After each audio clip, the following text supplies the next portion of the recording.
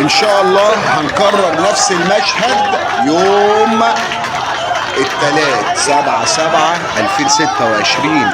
امبارح الناس اتفرج عليها كده فرحانة، ساعات ترقب ودقايق انتظار عشان نوصل لدور ال16.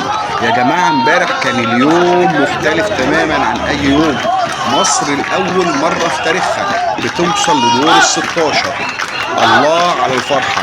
امبارح الناس اتفرجوا، الناس على القهاوي مفيش موضع لقدم، الناس كلها في الشوارع. كمل معايا كده للاخر، شوف الناس هتعمل ايه، هتشيل الكراسي. الله، بص بقى خلاص كده. كان حسام عبد المجيد هنا كان سجل خلاص والناس فرحانه، والناس بقى اهو خرجت للشوارع. افرح غني ارقص، مصر في دور ال16. امبارح كان يوم مختلف، امبارح كان يوم مختلف وناويين نكررها ان شاء الله يوم التلات ان شاء الله.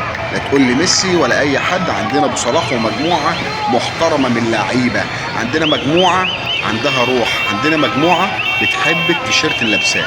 ان شاء الله خير.